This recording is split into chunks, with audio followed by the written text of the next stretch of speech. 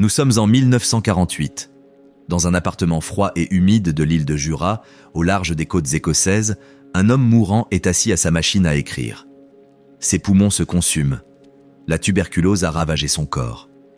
Il sait qu'il lui reste peut-être 1 an à vivre. 2 s'il a de la chance. Il s'appelle Eric Blair, mais le monde le connaît sous le nom de George Orwell. Et il se lance dans une course contre la mort pour achever un livre. Pas n'importe quel livre. Un avertissement. Une prophétie. Un cauchemar devenu réalité. Il continue de taper malgré la douleur, malgré le sang qu'il crache dans ses mouchoirs, malgré la conscience que chaque jour pourrait être le dernier. Le livre doit être terminé. Le monde doit être averti. Le manuscrit s'intitule « 1984 ». Il a choisi ce titre en inversant les 2 derniers chiffres de l'année où il écrivait « 1948 devenant 1984 ». Un futur proche, assez proche pour être crédible, assez lointain pour être terrifiant. Orwell en avait vu des vertes et des pas mûres. Il avait combattu pendant la guerre civile espagnole, reçu une balle dans la gorge, vu des idéalistes trahis par la révolution même pour laquelle il s'était battu. Il avait travaillé à la BBC pendant la Seconde Guerre mondiale, créant de la propagande, apprenant de visu comment les gouvernements manipulent la vérité. Il avait étudié les régimes totalitaires, compris leurs méthodes, reconnu leurs schémas. Et il aperçut quelque chose que d'autres n'avaient pas vu. La guerre touchait à sa fin, Hitler était vaincu. Mais le totalitarisme n'était pas mort. Il évoluait, s'adaptait, tirait les leçons de ses erreurs. Les dictatures futures seraient plus intelligentes, plus sophistiquées, et leur contrôle serait plus absolu. Ils ne régneraient pas par la seule terreur. Ils régneraient en contrôlant la pensée elle-même. Ils ne se contenteraient pas de punir la dissidence. Ils rendraient toute dissidence inconcevable. Ils ne se contenteraient pas de réécrire l'histoire. Ils feraient disparaître la notion même de vérité objective. C'était là l'avertissement qu'Orwell voulait transmettre. Non pas une prédiction, ni de la science-fiction. Un avertissement sur ce qui pouvait arriver, sur ce qui arrivait déjà, sur ce qui arriverait si l'on n'y prenait pas garde. Il acheva le manuscrit en décembre 1948. En janvier 1950, la tuberculose l'emporta. Il avait 46 ans. Mais le livre a survécu. Publié en juin 1949, 1984 connut un succès immédiat. La critique en reconnut l'importance. Les lecteurs furent horrifiés par sa vision. Le livre s'inscrivit dans la conscience collective et n'en sortit jamais. Orwell est mort avant de voir son avertissement se réaliser pleinement. Il n'a jamais su que 1984 deviendrait synonyme de cauchemar totalitaire. Il n'a jamais vu l'expression « Big Brother » entrer dans le langage courant. Il n'a jamais constaté à quel point son diagnostic du mal qu'était la tyrannie moderne était juste. Voici l'histoire de cet avertissement. Non pas un résumé de l'intrigue, ni une analyse littéraire, mais une exploration de ce qu'Orwell a compris, de ce qu'il craignait, et des raisons pour lesquelles son avertissement est plus pertinent que jamais. L'architecture du contrôle. Orwell avait compris quelque chose de fondamental sur le pouvoir. Les tyrannies traditionnelles régnaient par la peur. On obéissait parce que les soldats pouvaient vous tuer. Simple, brutal, efficace jusqu'à un certain point. Mais cette approche présentait des faiblesses. La peur engendre le ressentiment. Le ressentiment s'envenime. Finalement, le peuple se rebelle. Tout empire bâti sur la seule peur finit par s'effondrer. Le nouveau totalitarisme serait différent. Il ne se contenterait pas de contrôler les comportements, mais aussi les pensées. Il ne se contenterait pas de menacer de sanctions, mais anéantirait toute capacité d'imaginer des alternatives. Dans 1984, Orwell imagine l'Océanie, un super-État englobant les Amériques, la Grande-Bretagne et une partie de l'Afrique. L'Océanie est en guerre perpétuelle contre l'Eurasie ou l'Estasie, les 2 autres super-États qui se partagent le monde. Mais l'ennemi de l'Océanie change constamment. L'allié d'hier devient l'ennemi d'aujourd'hui. L'histoire est réécrite. Nul ne se souvient qu'elle ait jamais été différente. Le parti règne sur l'Océanie. Pas un parti politique au sens habituel du terme. Le parti, c'est l'État, le gouvernement, la loi, la réalité même. Son chef, c'est Big Brother, dont le visage s'affiche partout. Big Brother vous surveille. Big Brother existe-t-il ? Probablement pas. Il est vraisemblablement une fiction, une construction sociale, une incarnation du pouvoir collectif. Mais peu importe. Le peuple croit en Big Brother. Il l'adore. Et aimer une image est plus facile qu'aimer de véritables dirigeants, visibles, jugeables et dont les erreurs sont avérées. Le parti divise la société en 3 classes. Au sommet, le parti intérieur, qui représente environ 2% de la population. Ce sont eux les véritables dirigeants, bien qu'ils servent eux aussi la volonté collective du parti. En dessous, le parti extérieur, les bureaucrates, les techniciens, les fonctionnaires subalternes. Ils font fonctionner l'appareil d'État mais n'ont aucun pouvoir réel. Tout en bas, les prolétaires, 85% de la population, les masses laborieuses largement laissées à elles-mêmes tant qu'elles restent politiquement inconscientes. Le protagoniste, Winston Smith, est membre du parti extérieur. Il travaille au ministère de la Vérité, chargé de la propagande et de la réécriture de l'histoire. Sa tâche consiste à réécrire d'anciens articles de journaux pour les conformer à la doctrine actuelle du parti. Si le parti annonçait une augmentation des rations de chocolat alors qu'elle diminuait en réalité, Winston retrouverait l'article original et le modifierait. L'original serait ensuite détruit. La nouvelle version deviendrait la seule valable. Le passé aurait toujours véhiculé le récit du parti. Il ne s'agit pas de simple censure. La censure admet qu'un événement a existé et qu'il était interdit. Il s'agit d'effacement. Faire comme si des choses ne s'étaient jamais produites.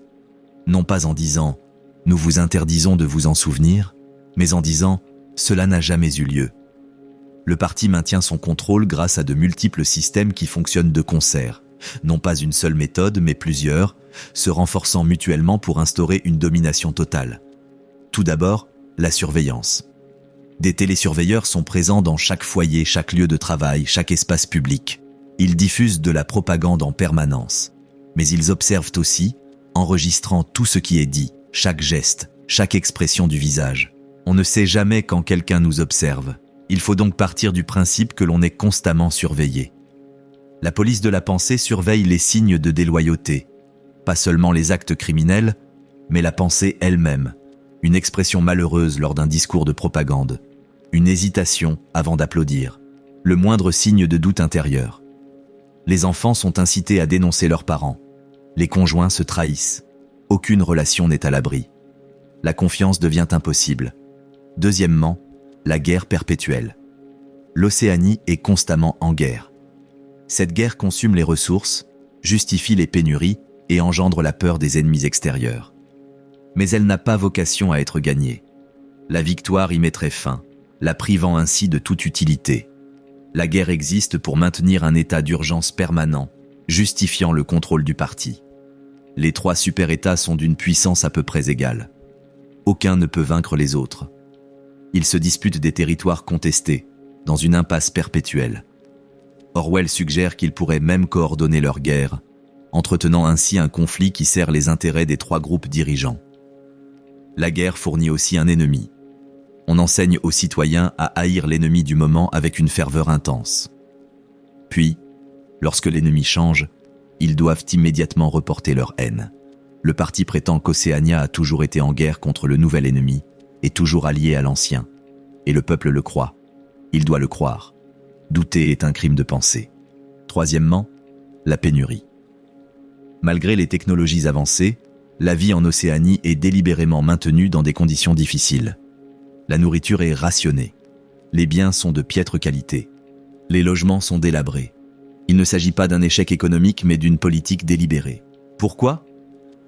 Parce que les gens satisfaits sont dangereux.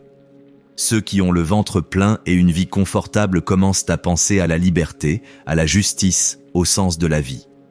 Ceux qui luttent pour survivre ne pensent qu'à survivre. Maintenez-les affamés, épuisés, concentrés sur leurs besoins fondamentaux et ils ne remettront pas en question le pouvoir. Quatrièmement, la destruction du langage.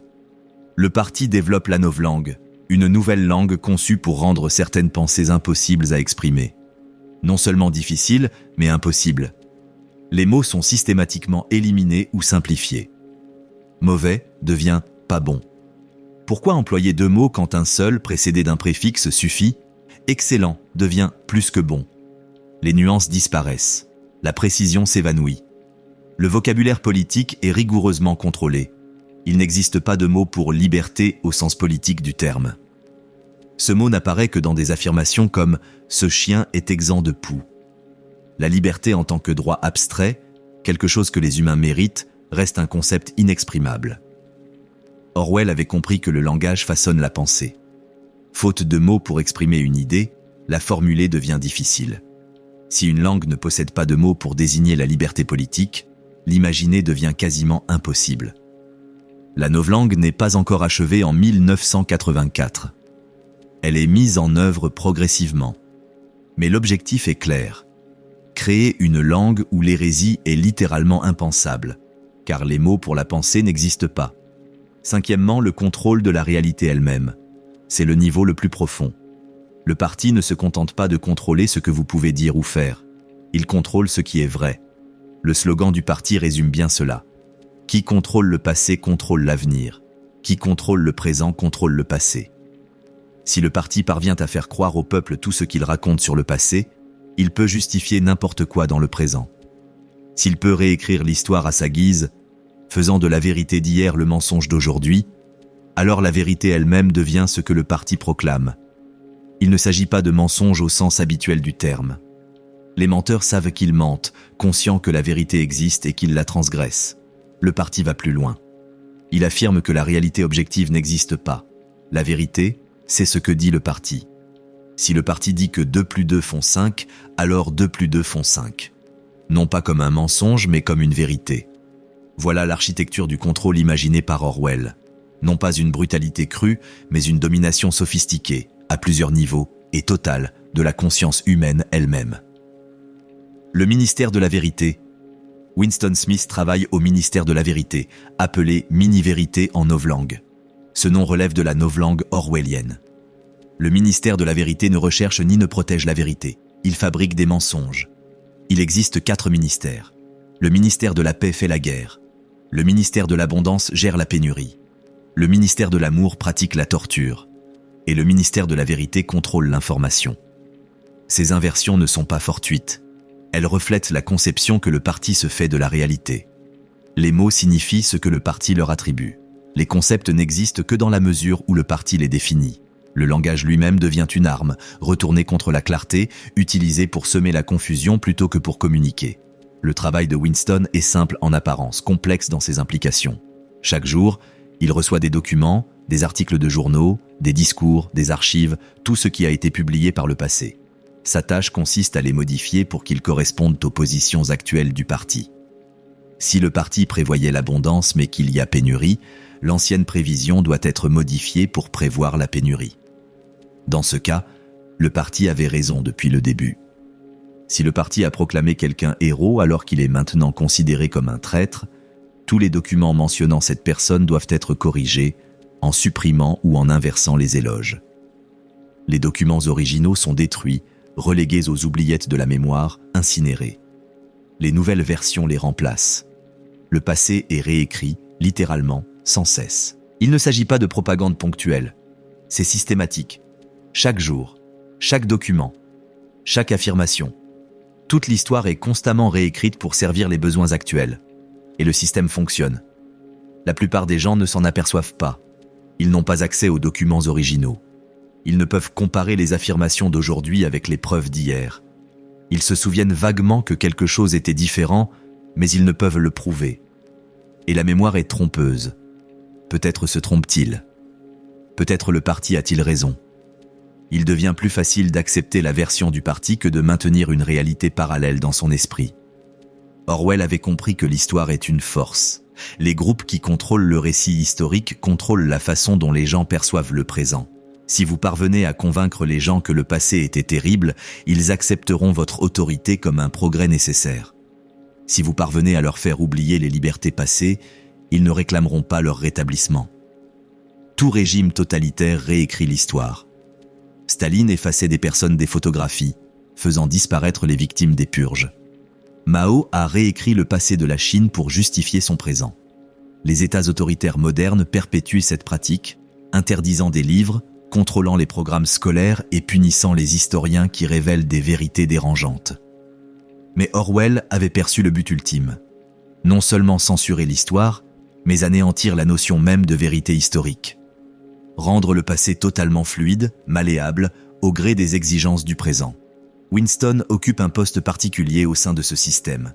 Il excelle dans l'art de réécrire l'histoire de manière convaincante. Il est capable de prendre une situation complexe et d'en élaborer des versions plausibles. Il a le don de mentir avec une telle aisance qu'on croirait entendre la vérité. Mais ce talent le rend dangereux. Pour réécrire l'histoire, il faut comprendre qu'on est en train de la réécrire. Il faut donc garder en tête deux versions simultanées, la version réelle et la version révisée. Cela crée une dissonance cognitive et la dissonance cognitive engendre le doute. Winston commence à douter, pas ouvertement, pas consciemment au début. Mais de petites rébellions se manifestent. Il tient un journal intime, écrivant dans une alcôve de son appartement, à l'abri des regards du télécran. Écrire est en soi un acte de rébellion. Avoir des pensées intimes, sans surveillance, est une rébellion. Il écrit « Abbas Big Brother ». Écrire ces mots équivaut à une condamnation à mort. S'il est découvert, il sera vaporisé, effacé de l'existence, son nom rayé de tous les registres, sa vie réduite à néant. Mais il écrit quand même. Car l'alternative, c'est d'accepter la réalité du parti. Et une part de Winston ne peut l'accepter. Une petite flamme de raison subsiste, qui insiste sur l'existence de la vérité, sur le fait que 2 et 2 font 4, quoi qu'en dise le parti. Voici le premier avertissement d'Orwell. Le totalitarisme exige la coopération de ceux qui le mettent en œuvre. Toute tyrannie a besoin de bureaucrates, de techniciens, d'employés, de millions de gens ordinaires accomplissant les petites tâches qui font fonctionner le système. La plupart s'y soumettront, mais certains douteront. Et ces doutes constituent le point faible du système. La question qui se pose est la suivante. Le doute peut-il survivre ? L'esprit individuel peut-il conserver sa raison face à la folie collective ? La réalité objective peut-elle résister à une attaque organisée ? La destruction de la vie privée. L'intimité est le fondement de la pensée indépendante. Quand on est seul, vraiment seul, sans surveillance, l'esprit est libre. On peut avoir des pensées interdites, ressentir des émotions interdites, imaginer des alternatives. Le parti le comprend.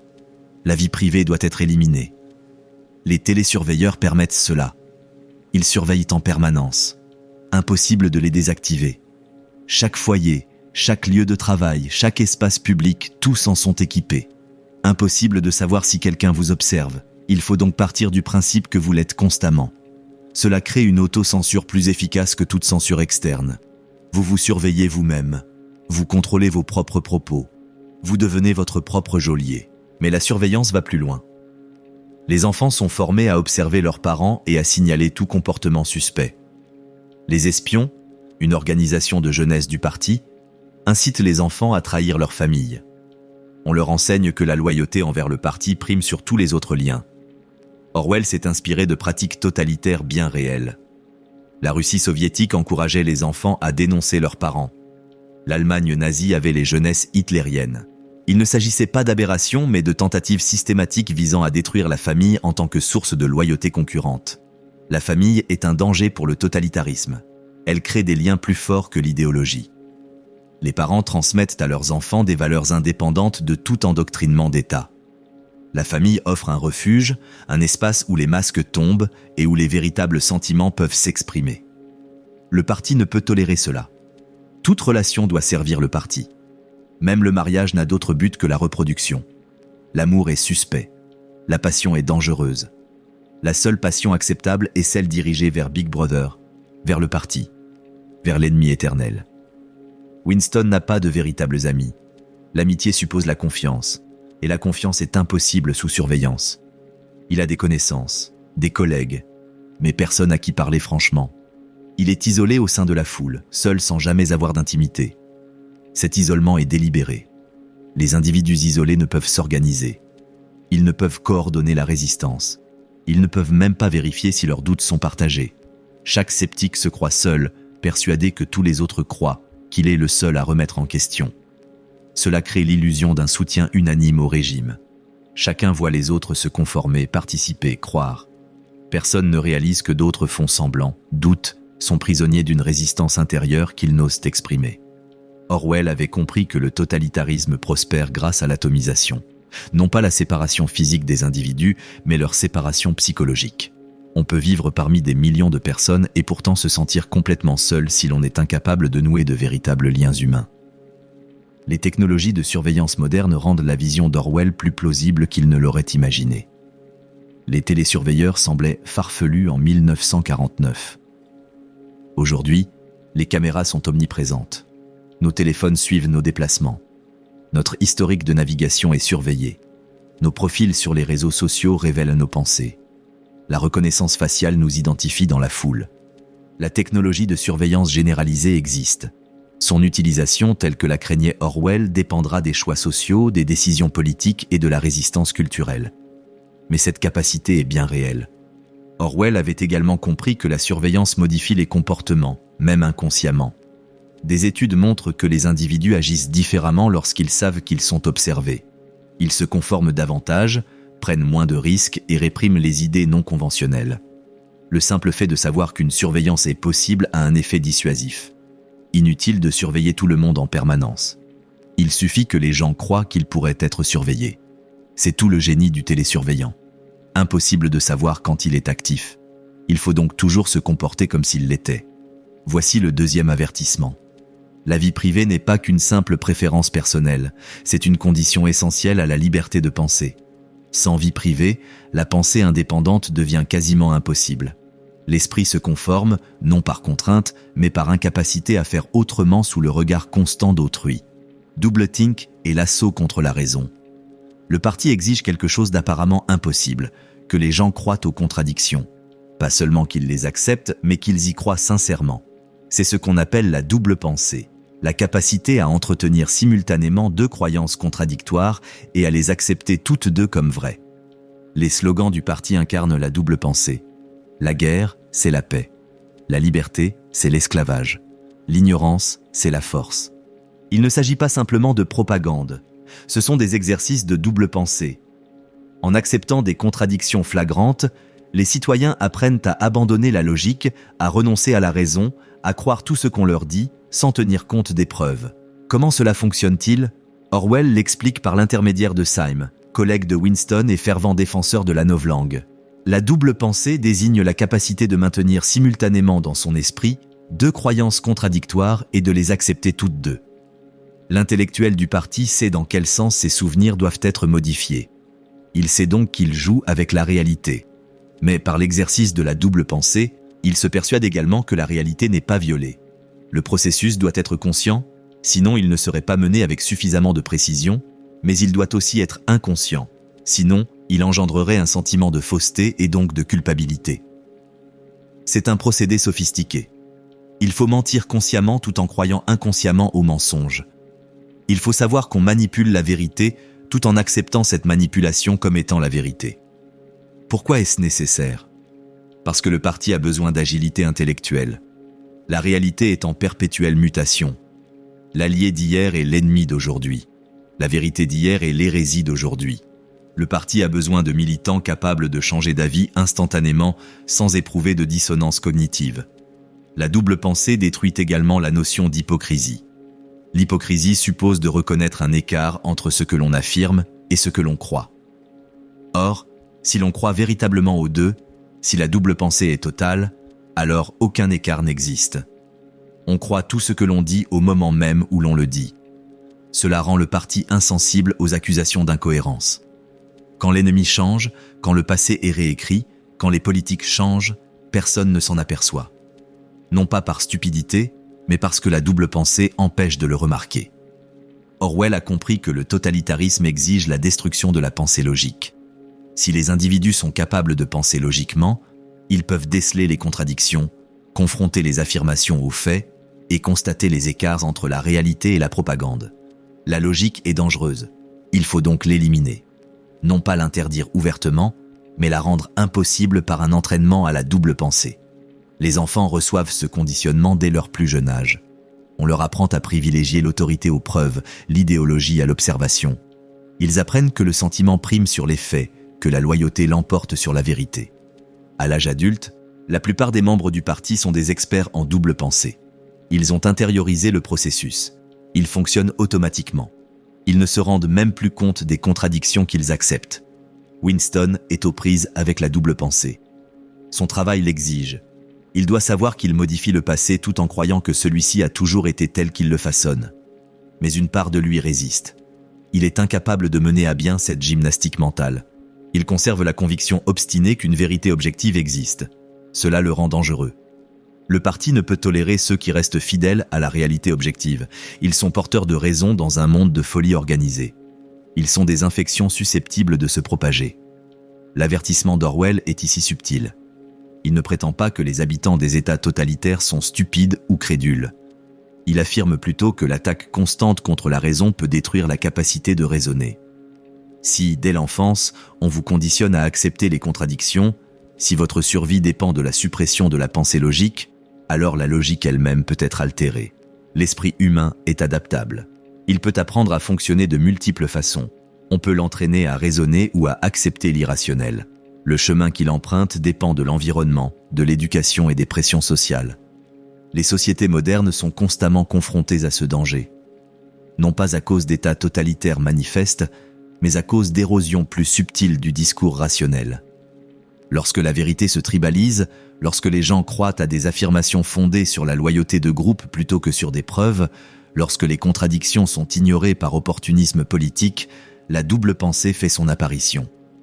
Les 2 minutes de haine.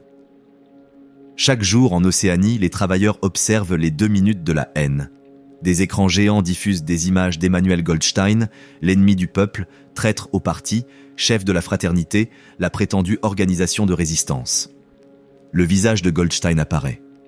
Sa voix s'élève, critiquant le parti, remettant en question Big Brother, prônant la liberté. Et les téléspectateurs explosent de rage. Ils hurlent devant l'écran. Ils insultent Goldstein. Ils jettent des objets. La haine est viscérale, physique, dévorante. Pendant 2 minutes, toute retenue disparaît. Une rage pure se déchaîne, puis la haine se transforme. Le visage de Big Brother apparaît. La rage se mue instantanément en adoration, en amour, en gratitude. Il scande le nom de Big Brother. Il pleure de dévotion. La violence émotionnelle de la haine devient la violence émotionnelle de la vénération. Orwell avait compris un aspect de la psychologie humaine que d'autres ont négligé. Les émotions peuvent être cultivées, orientées, voire instrumentalisées. On peut conditionner les individus à ressentir des émotions spécifiques sur commande. Les 2 minutes de la haine remplissent plusieurs fonctions. D'abord, elles offrent un exutoire. Les personnes opprimées accumulent frustration, ressentiment et colère. Ces sentiments ne peuvent être dirigés contre le parti, mais ils doivent bien s'exprimer quelque part. Les 2 minutes de la haine les canalisent vers l'ennemi déclaré. Deuxièmement, cela renforce la cohésion du groupe. La haine partagée soude les gens. Quand tout le monde autour de vous hurle après Goldstein, vous vous sentez lié à eux. Vous faites partie du groupe, unis contre l'ennemi commun. Troisièmement, cela inculque une loyauté instinctive. Le passage brutal de la haine à l'amour constitue un exercice d'obéissance émotionnelle. On apprend à ressentir ce qu'on nous ordonne de ressentir, au moment où on nous le demande. Malgré ses doutes, Winston participe. Il hurle sur Goldstein. Il scande le nom de Big Brother. Non pas par envie, mais parce que son absence serait remarquée. Et être remarqué, c'est dangereux. Mais pendant la haine, quelque chose se produit. Winston remarque une jeune femme aux cheveux noirs, une collègue. Il l'a déjà vue, mais l'a toujours regardée avec suspicion, la prenant pour une militante enthousiaste du parti, voire même pour une agente de la police de la pensée. Mais un instant, pendant le déchaînement de haine, son masque se fissure. Winston voit une haine véritable traverser son visage. Non pas la haine envers Goldstein, mais la haine envers Big Brother, le parti, toute cette mascarade. Ou peut-être pas. L'a-t-il vraiment vu? Ou l'a-t-il imaginé? Voilà l'incertitude que crée le totalitarisme. On ne peut plus se fier à ses propres perceptions. Tout le monde est peut-être sincère. Ou tout le monde simule. Impossible de le savoir. La jeune fille s'appelle Julia. Un jour, elle s'approchera de Winston, lui avouera son amour et révélera sa propre rébellion. Mais pas maintenant. Pour l'instant, elle n'est qu'un aperçu d'une possible dissidence, d'un possible piège ou d'une possible illusion. Orwell a fondé son concept des 2 minutes de la haine sur des phénomènes réels. Les États totalitaires organisent régulièrement des rassemblements de masse, des dénonciations publiques, des manifestations ritualisées de loyauté et de haine. Ces événements ne sont pas spontanés, ils sont orchestrés. L'Allemagne nazie organisait des rassemblements où des milliers de personnes clamaient leur loyauté à Hitler, leur haine des Juifs et leur vénération de l'État. La Russie soviétique tenait des procès publics où la foule réclamait la mort des prétendus traîtres. La Chine maoïste organisait des séances de lutte où les accusés étaient soumis à une dénonciation publique massive. Ces rituels remplissent des fonctions psychologiques qui dépassent leurs objectifs politiques évidents. Ils normalisent les émotions extrêmes. Ils justifient la violence. Ils brouillent la frontière entre conscience individuelle et collective. Des équivalents modernes existent. Les attaques collectives sur les réseaux sociaux remplissent des fonctions similaires. Un ennemi est désigné. La foule attaque. Chacun participe, faisant preuve de loyauté, évacuant sa frustration, se liant d'amitié par une rage partagée. Puis la cible change et l'allié d'hier devient la victime d'aujourd'hui. Les 2 minutes de la haine est la mise en garde d'Orwell contre la manipulation des émotions. Lorsque les gouvernements peuvent déclencher des réactions collectives à volonté, lorsque la rage et l'amour deviennent des réflexes plutôt que des réponses authentiques, l'autonomie émotionnelle individuelle disparaît. Vous cessez d'être une personne qui ressent et vous devenez un instrument dont on joue. Le crime par la pensée est la police de la pensée. En Océanie, le pire crime est le crime de pensée. Pas les actes, les pensées. Vous pouvez être arrêté, torturé, tué pour avoir des pensées interdites. Pas pour les avoir exprimées, pour les avoir pensées. Comment détecter les pensées ? Par la surveillance, certes. Par l'observation à distance. Mais aussi par l'analyse comportementale. La police de la pensée guette les signes. Une expression déplacée. Parler en dormant. Une hésitation avant de se réjouir. Ils incitent aussi à la trahison. Votre voisin pourrait vous dénoncer. Votre collègue, votre conjoint, vos enfants. Chacun est un informateur potentiel. La confiance devient impossible. Winston le sait. Il sait que tenir un journal intime est un crime de pensée. Il sait que ses doutes sont un crime de pensée. Il sait qu'un jour, probablement bientôt, la police de la pensée viendra l'arrêter. La question n'est pas de savoir si, mais quand. Cela crée une situation psychologique particulière. Winston est déjà coupable. Il a déjà commis des crimes passibles de la peine de mort. Mais il n'a pas encore été arrêté. Il se trouve dans un entre-deux, entre le crime et le châtiment, coupable mais libre, condamné mais encore en liberté. Il commence à s'interroger sur la fraternité, cette prétendue organisation de résistance dirigée par Goldstein. Existe-t-elle réellement ? Ou n'est-ce qu'un mythe créé par le parti, un piège destiné à dissuader les dissidents potentiels ? Si la confrérie existe, comment y adhérer ? On ne peut pas la chercher.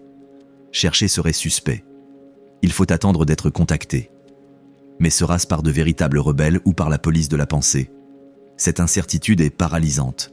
Toute action pourrait être un piège. L'inaction garantit que rien ne changera.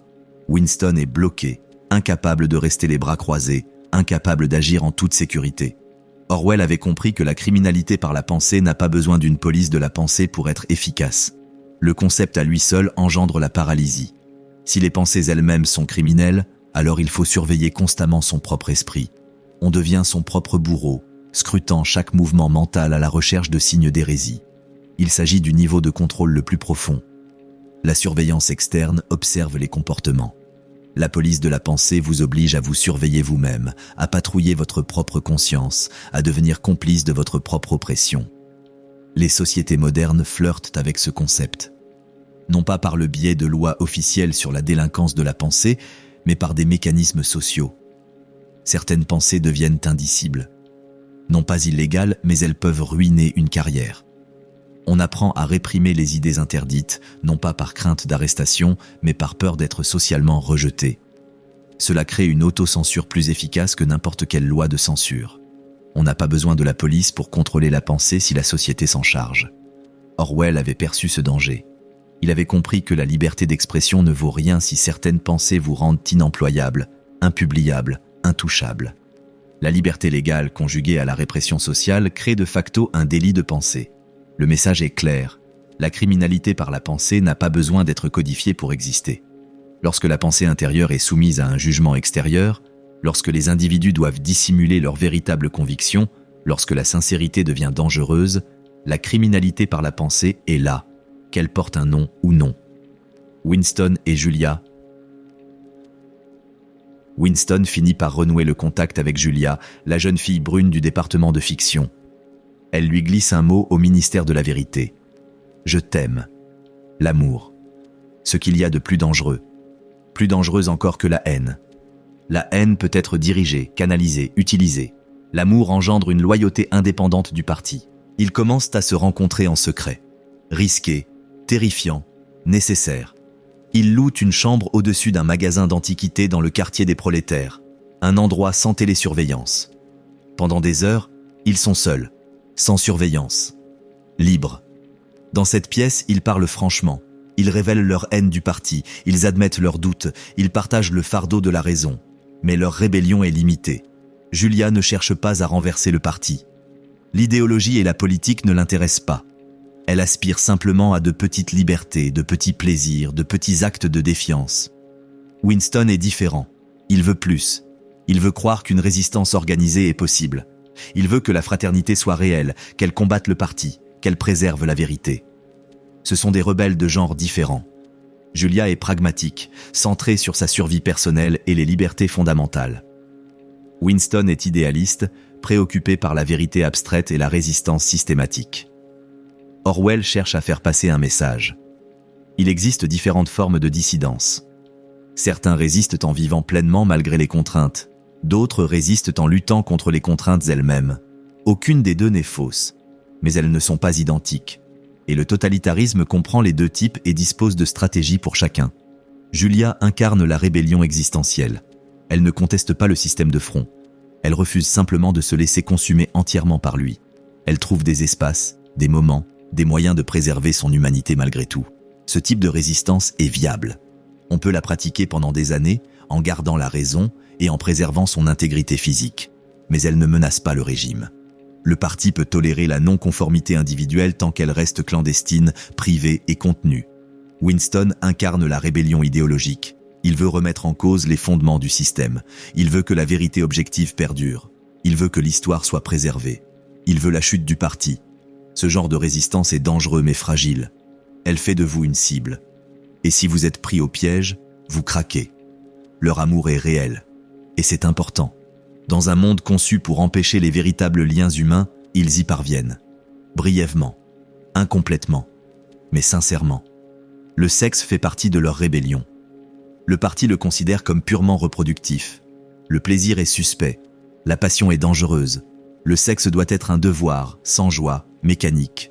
Winston et Julia se réapproprient la sexualité comme source de plaisir, de connexion et d'affirmation de leur humanité. Leurs corps deviennent un territoire que le parti ne contrôle pas. Mais leur relation est vouée à l'échec. Ils le savent tous les deux. Un jour, la police de la pensée viendra. Leur crime sera découvert. Ils seront séparés, torturés, anéantis. Ils tentent de se préparer. Ils se promettent de se trahir. Sous la torture, ils diront et feront n'importe quoi. Ils l'acceptent. Leur espoir est que, même en trahissant ouvertement, ils puissent préserver quelque chose en eux, un noyau de loyauté. Cet espoir est naïf. Ils ne comprennent pas encore ce qui les attend. O'Brien est le piège. O'Brien est membre du parti intérieur. Il se montre amical envers Winston et semble partager ses doutes. Winston finit par se convaincre qu'O'Brien fait partie de la confrérie. Un jour, O'Brien invite Winston chez lui, soi-disant pour lui donner un dictionnaire de novlangue. Mais à l'arrivée de Winston et Julia, O'Brien révèle qu'il sait qu'ils sont des rebelles. Il les recrute alors dans la confrérie. Il donne à Winston un livre censément écrit par Goldstein, expliquant comment le parti se maintient au pouvoir. Winston le lit avec avidité et comprend enfin le système sous lequel il vit. Le livre explique que le parti recherche le pouvoir pour le pouvoir lui-même. Non pas pour bâtir une utopie, non pas pour créer l'égalité, simplement pour exercer le pouvoir, dominer, contrôler. Le livre explique que les trois superpuissances entretiennent délibérément une guerre perpétuelle. Cette guerre consomme des ressources qui pourraient autrement améliorer la vie des populations. Elle justifie la pénurie, entretient la peur et empêche d'atteindre la satisfaction dangereuse que procure la paix. Le livre explique la structure des classes. Les classes supérieures veulent conserver leur position. Les classes moyennes veulent renverser les classes supérieures. Les classes populaires aspirent simplement à la dignité. Les mouvements révolutionnaires surviennent lorsque les classes moyennes recrutent les classes populaires pour renverser les classes supérieures. Mais une fois le pouvoir acquis, Les nouvelles classes supérieures trahissent les classes populaires, instaurant une nouvelle hiérarchie. Le parti a résolu ce problème. Il empêche la classe moyenne de mobiliser le peuple en maintenant ce dernier dans l'ignorance politique.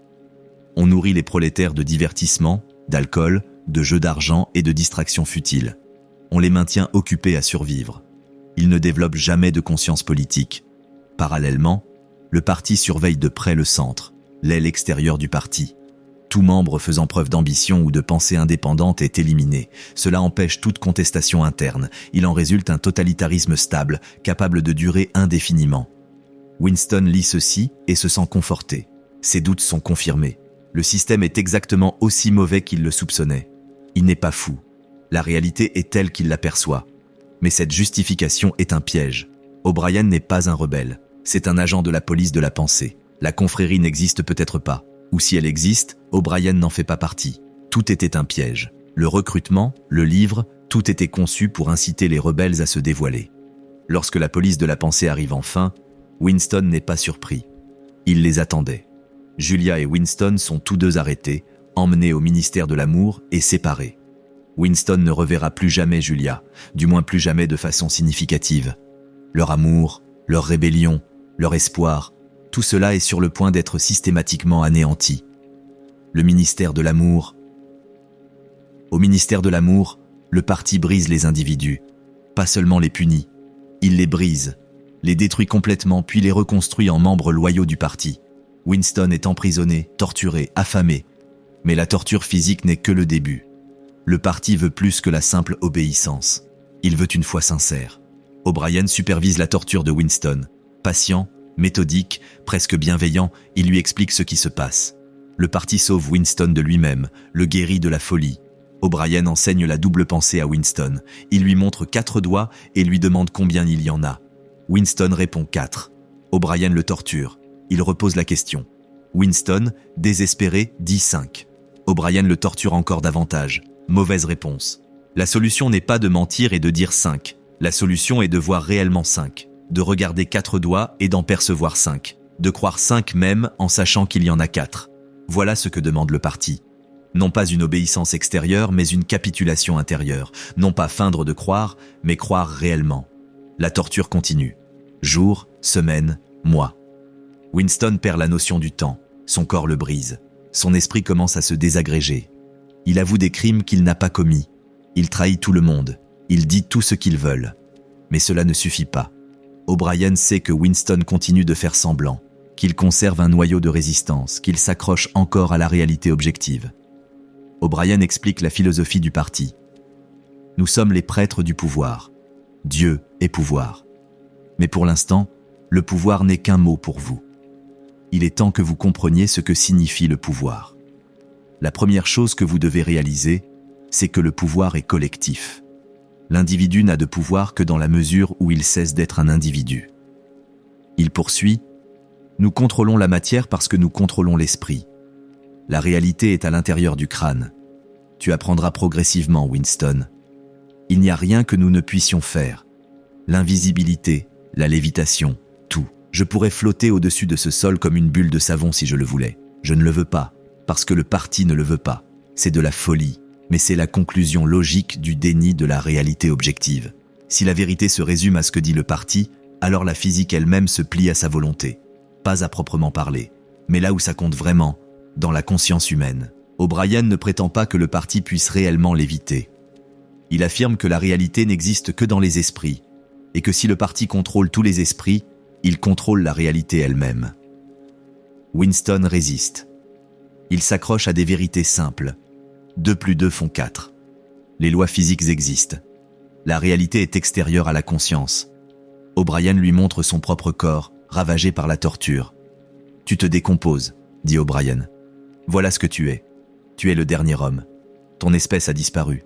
Nous sommes les héritiers. » Winston résiste encore. Il y a une chose à laquelle il n'a pas renoncé, son amour pour Julia. Au plus profond de lui, dans un lieu où la torture ne l'a pas atteint, il l'aime toujours. Cet amour est son dernier lien avec l'humanité, avec les sentiments authentiques, avec quelque chose qui échappe au parti. O'Brien le sait. Il attendait le bon moment. À présent, il prépare la phase finale. Chambre sans teint. La chambre sans teint est la trahison finale. La chambre sans teint renferme la pire chose au monde. Pas forcément la même chose pour tout le monde.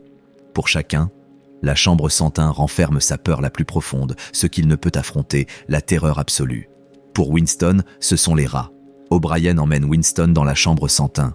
Il lui montre une cage remplie de rats affamés et féroces. Il explique que la cage sera placée sur le visage de Winston. Les rats seront lâchés. Ils rongeront son visage, s'enfonçant dans son crâne.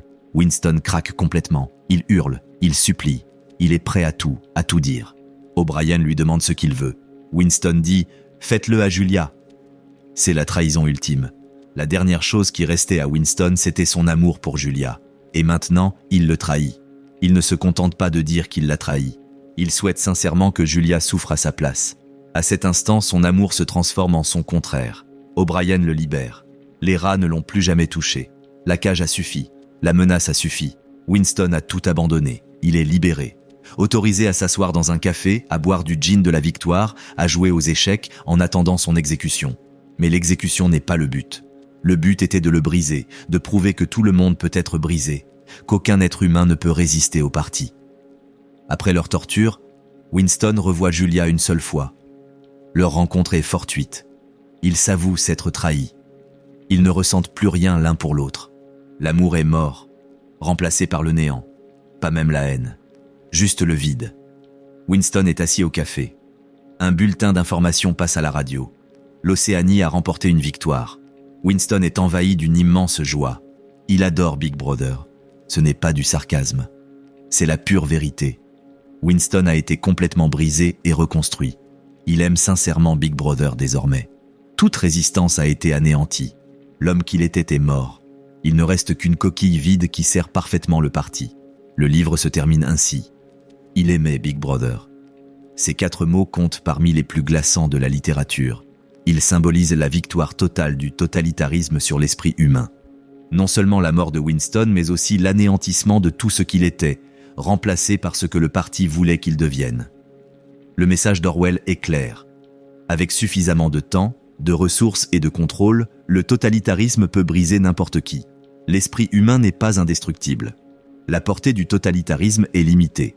Si un régime parvient à vous isoler véritablement, à contrôler votre environnement et à se consacrer entièrement à votre destruction, il réussira. C'est là le côté le plus sombre de l'avertissement d'Orwell. Il ne dit pas que la résistance est futile, mais qu'elle est insuffisante à elle seule. La seule défense contre le totalitarisme est de l'empêcher d'accéder au pouvoir absolu. Une fois qu'il vous tient, une fois que vous êtes au ministère de l'amour, il est trop tard. L'avertissement prolongé. Orwell acheva 1984 en croyant décrire un futur possible. Il ignorait qu'il décrivait aussi le présent, imparfaitement, mais de façon reconnaissable. L'Union soviétique de Staline avait déjà réalisé une grande partie de ce qu'Orwell décrivait. La réécriture constante de l'histoire, le culte de la personnalité autour d'un dirigeant, l'état de surveillance, les procès spectacles, les chambres de torture et une idéologie qui exigeait non seulement l'obéissance mais aussi la croyance. La Chine de Mao allait par la suite présenter d'autres parallèles. L'attaque de la révolution culturelle contre le passé, les gardes rouges dressant les enfants contre leurs parents, les séances de lutte forçant les aveux publics et l'autodénonciation, la destruction systématique de la culture traditionnelle. La Corée du Nord d'aujourd'hui incarne la vision d'Orwell. Une dictature héréditaire qui exerce un contrôle total sur l'information. Les citoyens sont endoctrinés à vénérer le dirigeant comme un dieu. Aucune information extérieure n'est autorisée. La réalité elle-même est soigneusement construite. Mais l'avertissement d'Orwell ne se limite pas aux États totalitaires avérés. Il craignait que les sociétés démocratiques ne dérivent elles aussi vers les schémas qu'il avait identifiés, non par un coup d'État soudain, mais par une érosion progressive. La surveillance s'étend. Chaque extension est justifiée. Lutte contre le terrorisme. Prévention de la criminalité. Protection de l'enfance. Chaque justification semble raisonnable. Ensemble, elles créent une surveillance généralisée. Le langage se transforme en arme. Les mots sont redéfinis. Les concepts sont inversés.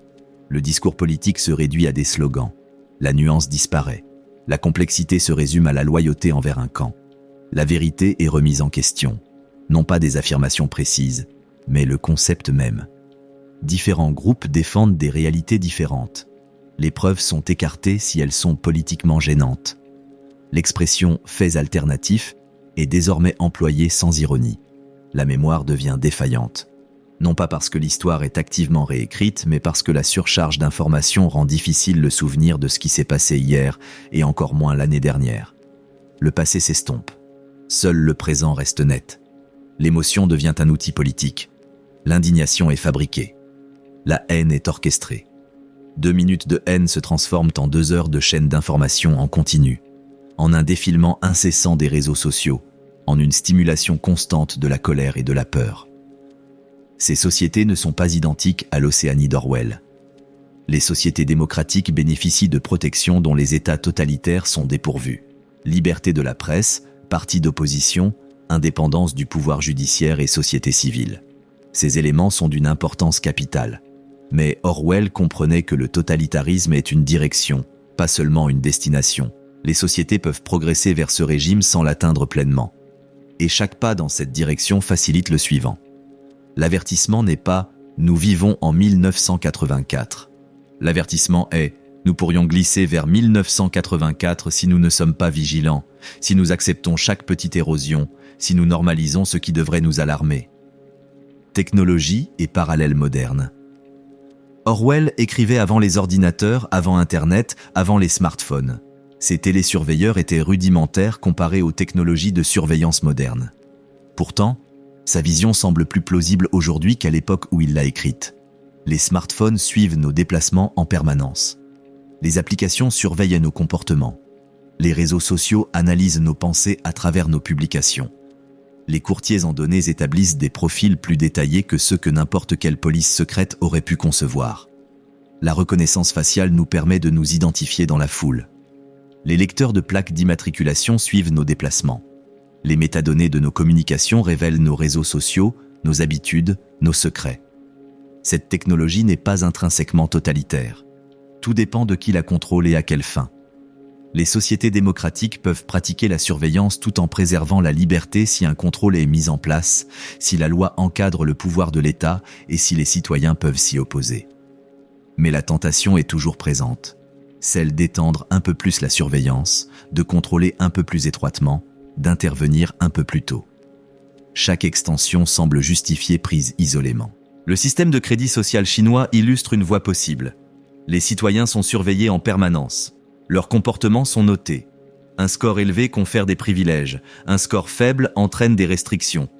Le système influence les comportements par un système de renforcement positif et négatif, instaurant ainsi l'adhésion sans contrainte manifeste.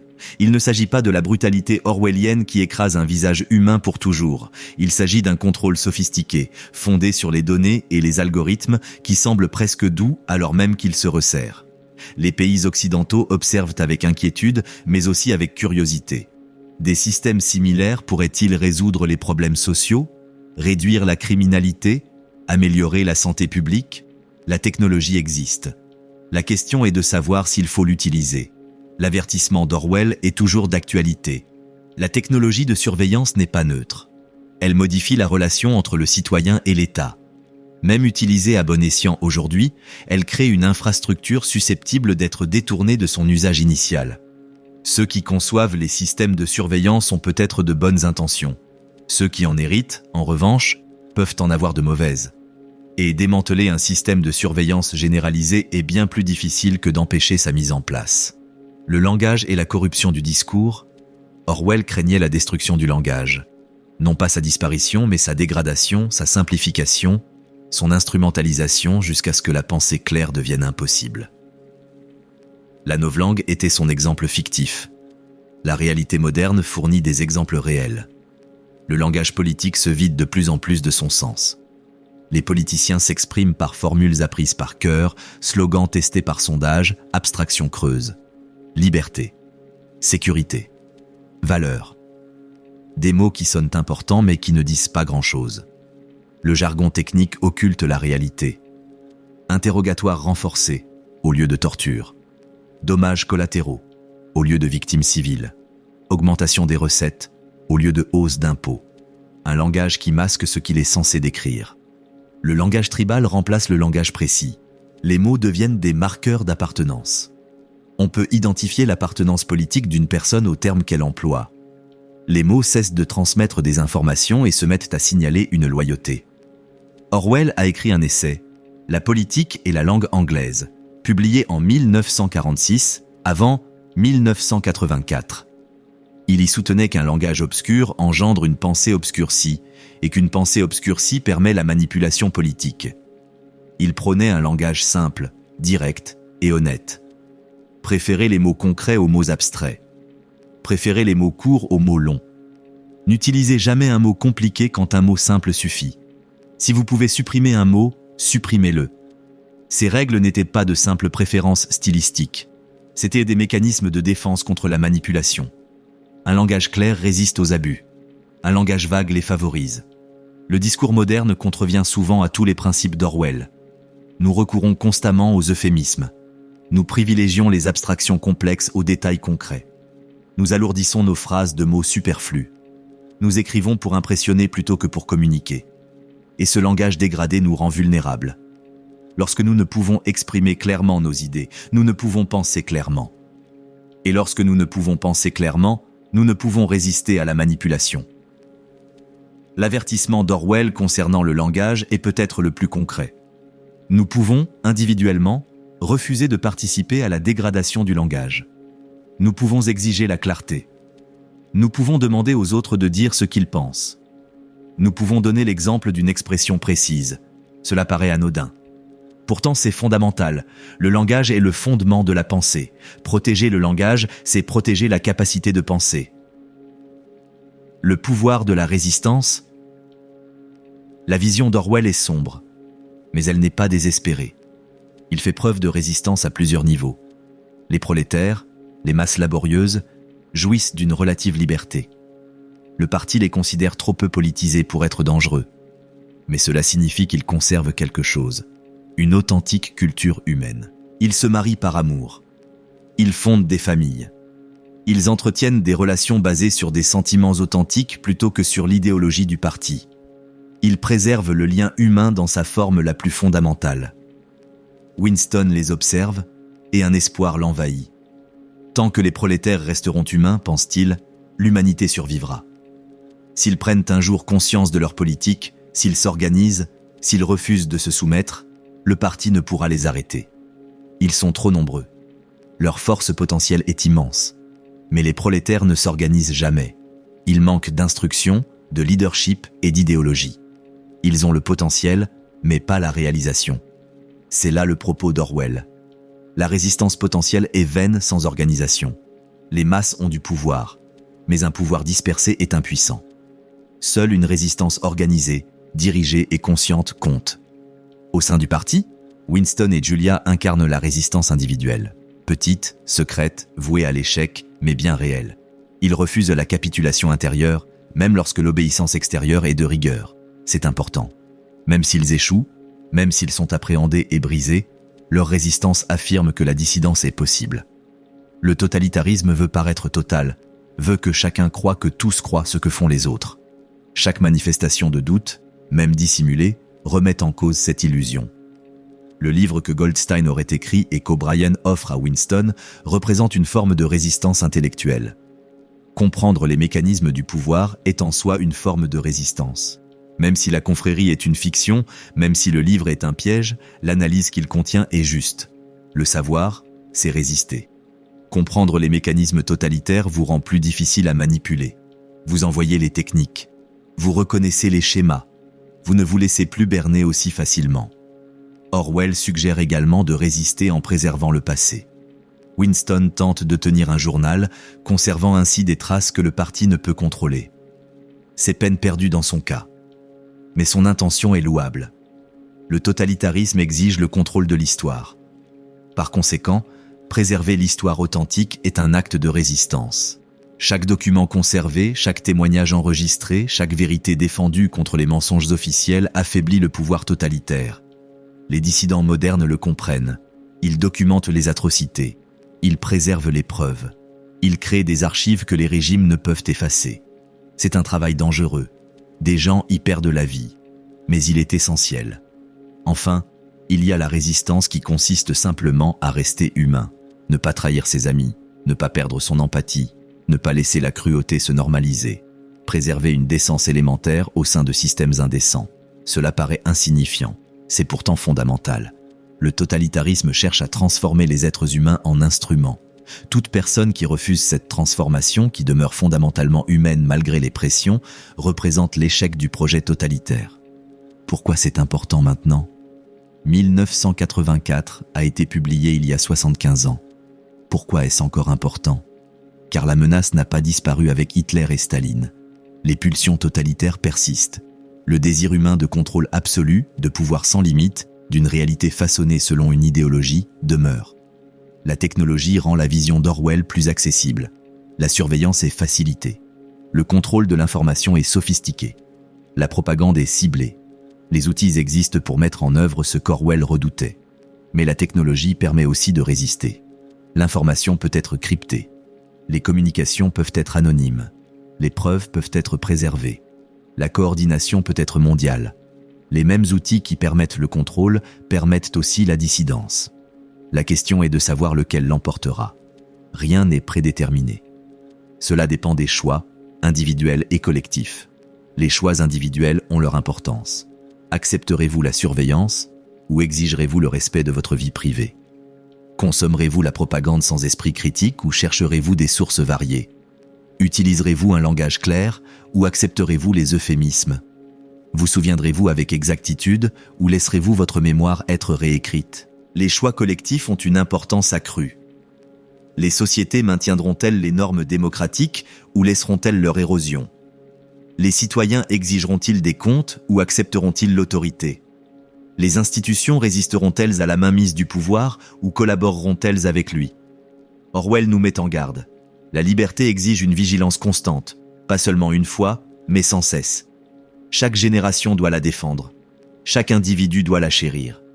Dès l'instant où l'on croit la liberté acquise, elle commence à nous échapper. 1984 est important car il montre le point d'arrivée d'un chemin que nous pourrions emprunter. Pas inévitablement, pas irrémédiablement, mais possiblement. Si nous faisons certains choix, si nous acceptons certaines tendances, si nous normalisons certains comportements. Ce livre est un avertissement, non une prophétie. Orwell ne prédisait pas l'avenir. Il montrait un avenir possible, dans l'espoir de l'empêcher. A-t-il réussi ? En partie. 1984 est devenu une référence culturelle. Big Brother est entré dans le langage courant. On utilise l'expression orwellien comme un avertissement. Le livre a rendu le totalitarisme visible, ses mécanismes identifiables. Mais les avertissements s'estompent. Les nouvelles générations grandissent sans avoir lu le livre. Elles n'ont pas les outils nécessaires pour reconnaître les schémas totalitaires. Elles perçoivent chaque changement progressif comme isolé plutôt que comme faisant partie d'un schéma plus large.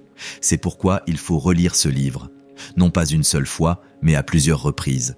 Non par simple curiosité historique, mais comme un avertissement contemporain. La menace qu'il décrit demeure active, s'adaptant aux nouvelles conditions, trouvant de nouvelles formes d'expression. La question de l'espoir ? 1984 est-il un livre désespéré ? À première vue, oui. Winston est brisé. Julia est brisée. Le parti triomphe totalement. Aucune résistance ne réussit. Aucun espoir ne subsiste. Mais Orwell a inclus un élément intéressant. Le livre se termine sur l'amour de Winston pour Big Brother. Mais après cette fin, il y a une annexe. Les principes de la novlangue. L'annexe est rédigée au passé standard anglais, et non en novlangue. Elle aborde la novlangue comme un phénomène qui a existé, qui a été tenté, qui faisait partie d'un système désormais révolu. Cela implique que l'Océanie est tombée, que le parti a été vaincu, que quelqu'un, à un moment donné, dans un futur postérieur à la fin du roman, a écrit sur la novlangue au passé en utilisant l'anglais standard. Orwell n'a jamais confirmé cette interprétation, mais c'était un écrivain talentueux. Il savait ce qu'implique le passé. L'existence de cette annexe suggère que le totalitarisme dans le roman n'est pas immuable, qu'il peut être renversé, qu'il existe un espoir au-delà de la défaite personnelle de Winston. Cette lecture métamorphose le livre. Il ne devient plus le récit du triomphe absolu du mal, mais celui de la défaite d'un homme au sein d'un système voué à l'échec. Winston perd. Mais l'humanité triomphe. Finalement. D'une manière ou d'une autre. Les détails ne sont pas précisés. mais l'implication est là, inscrite dans la grammaire elle-même. Voici le message profond d'Orwell. Le totalitarisme peut briser les individus. Il peut triompher temporairement. Il peut se maintenir au pouvoir pendant des générations. Mais il ne peut durer éternellement. Les systèmes bâtis sur le mensonge s'effondrent. Les régimes qui nient la réalité finissent par échouer. La vérité possède un pouvoir qui survit à tout régime. Il ne s'agit pas d'un optimisme naïf. Orwell savait qu'attendre l'effondrement du totalitarisme n'est pas une stratégie. En attendant, les gens souffrent. Des vies sont brisées. Des générations sont sacrifiées. Le prix de la tolérance envers la tyrannie est immense. Mais la résistance n'est pas vaine pour autant. L'annexe suggère qu'elle finit toujours par triompher d'une manière ou d'une autre. Non pas grâce aux actions d'un seul héros, mais par la pression accumulée, l'érosion progressive du pouvoir totalitaire et, finalement, la percée. Cela donne un sens à la résistance même lorsque le succès semble impossible. Vous ne vivrez peut-être pas assez longtemps pour voir la liberté. Vos actions individuelles peuvent échouer. Mais vous contribuez à une victoire finale, vous vous inscrivez dans un dessein plus vaste, vous tissez un fil dans la trame du temps. Les questions permanentes. Orwell nous a laissé des questions auxquelles nous avons encore du mal à répondre. La vérité objective peut-elle résister aux attaques ? Ou bien la réalité est-elle tellement dépendante du consensus social que le contrôle d'un nombre suffisant d'esprits permet de contrôler la réalité elle-même ? La vie privée peut-elle survivre à la surveillance technologique ? Ou devons-nous accepter qu'elle soit un phénomène historique temporaire, existant brièvement entre le village et la base de données ? La démocratie peut-elle survivre sans citoyens informés ? Ou bien la propagande moderne rend-elle impossible une citoyenneté éclairée ? La liberté peut-elle survivre sans égalité ? Ou bien l'inégalité corrompt-elle inévitablement la démocratie, permettant à la richesse d'acheter le pouvoir ? L'humanité peut-elle survivre à un pouvoir illimité ? Ou bien le pouvoir corrompt-il toujours ceux qui le détiennent, rendant les contre-pouvoirs une nécessité éternelle ? Ce ne sont pas des questions auxquelles Orwell a répondu. Ce sont des questions qu'il a posées, des défis qu'il a lancés à ses lecteurs. Chaque génération doit y répondre à nouveau. Les réponses ne sont pas définitives. Ce qui préserve la liberté à une époque peut s'avérer insuffisant à une autre. La vigilance doit s'adapter aux nouvelles menaces tout en respectant les principes fondamentaux. 1984 nous offre les mots pour aborder ces questions. Il fournit un cadre d'analyse pour reconnaître les schémas totalitaires. Il nous met en garde contre les conséquences de certains choix. Mais cela ne nous dit pas précisément ce qu'il faut faire. C'est à nous d'en décider. Orwell nous a montré le danger. À nous de trouver la solution. Conclusion. George Orwell est mort en janvier 1950, 8 mois après la publication de 1984. Il n'a jamais su l'ampleur de l'impact que son avertissement aurait. Il n'a jamais vu son livre devenir l'un des romans les plus influents du XXe siècle. Mais il n'en aurait pas été satisfait. Il n'a pas écrit ce livre pour créer de la littérature. Il l'a écrit pour empêcher un avenir précis. Et cet avenir n'a pas été empêché partout. Il s'est réalisé dans certains endroits, approché dans d'autres, menacé dans d'autres encore. L'avertissement demeure urgent. Peut-être même plus urgent qu'à l'époque où Orwell l'écrivait. Les outils de contrôle sont plus sophistiqués. Les techniques sont plus subtiles. Les dangers sont moins évidents, mais non moins réels. Nous vivons à une époque d'accès sans précédent à l'information et de confusion sans précédent quant à la vérité. La technologie nous offre à la fois liberté et contrôle. Nous sommes confrontés à un potentiel extraordinaire et à un danger extraordinaire. L'avertissement d'Orwell nous éclaire sur la période actuelle. Il nous enseigne la valeur de la vie privée, de la lucidité, de la vérité, de la mémoire et de l'humanité. Il nous montre ce que nous perdons lorsque nous y renonçons. Il nous rappelle que la liberté exige une défense active. L'année 1984 est arrivée et repartie. La date précise n'a jamais été l'essentiel. Orwell l'a choisi arbitrairement, inversant les chiffres de son année d'écriture. Le véritable avertissement ne portait pas sur une date calendaire, mais sur une situation possible, un mode d'organisation de la société, un rapport entre pouvoir et vérité. Cet avertissement demeure. Il demeurera tant que les humains chercheront à dominer leurs semblables, tant que les gouvernements seront tentés par le contrôle, tant que la technologie permettra de nouvelles formes de domination. 1984 n'est pas un livre d'histoire. Il n'est pas obsolète, c'est un avertissement vivant, qui s'adresse à toutes les époques et qui invite chaque lecteur à reconnaître les schémas totalitaires et à leur résister. Winston Smith a perdu son combat. Il était brisé, reconstruit, anéanti. Sa défaite personnelle fut totale. Mais quelque part, à un moment donné, quelqu'un a écrit sur la novlangue au passé. Quelqu'un a survécu pour raconter l'histoire. Quelqu'un a préservé le souvenir des tentatives du totalitarisme et de son prix. Cette personne, ce pourrait être vous. Cette histoire, ce pourrait être la nôtre. Non pas l'histoire de la soumission, mais celle de la résistance. Non pas le triomphe de Big Brother, mais la persévérance de l'humanité malgré tout ce qui est conçu pour l'anéantir. Orwell nous avait prévenus. Ce que nous en ferons déterminera si son cauchemar restera une fiction ou deviendra réalité. Le choix nous appartient. Il l'a toujours été. Il l'est toujours. 2 et 2 font 4. La vérité existe. La réalité est indépendante du pouvoir. La mémoire peut être préservée. Le langage peut être clair. Les êtres humains peuvent rester humains même au sein de systèmes conçus pour les dénaturer. Il ne s'agit pas de simples principes abstraits. Ce sont des formes concrètes de résistance, des armes contre le totalitarisme, des outils pour préserver la raison dans des systèmes insensés. Orwell l'avait compris. Il écrivait malgré la douleur, malgré la mort, malgré la conscience qu'il ne lui restait que peu de temps. Il écrivait parce que l'avertissement importait plus que sa propre survie. L'avertissement a été transmis. Nous l'avons reçu. Il nous faut maintenant décider si nous devons en tenir compte. Big Brother nous surveille constamment, mais nous pouvons riposter. Nous pouvons refuser de l'aimer.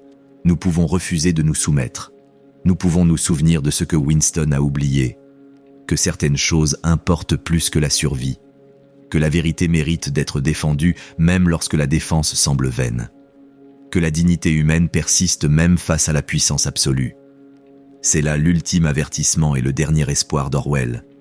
Le système peut briser les individus, mais il ne peut briser l'aspiration humaine à la liberté, à la vérité, à la dignité. Cette aspiration survit à travers les générations, ressurgit sans cesse, refuse de s'éteindre. Tant que cette pulsion subsiste, le totalitarisme reste vulnérable. Tant que quelqu'un refuse de croire aux mensonges, la vérité survit. Tant que la mémoire persiste quelque part, le passé ne peut être complètement effacé. Les chaînes de l'Angleterre d'Orwell sont toujours là. La Terre tourne. Les saisons se succèdent. La réalité persiste, quoi qu'en disent les partis. Et quelque part, toujours, l'humanité résiste. Voilà pourquoi 1984 est important. Non pas parce qu'il prédit un avenir précis, mais parce qu'il met en lumière une lutte humaine permanente. Le combat entre le pouvoir et la vérité, le contrôle et la liberté, les mensonges du parti et la réalité objective. Ce combat continue. Orwell nous a donné des armes, la conscience, le langage, la mémoire, le refus de rendre la conscience elle-même. L'utilisation ou non de ces armes déterminera tout. L'avertissement a été donné. Le choix nous appartient.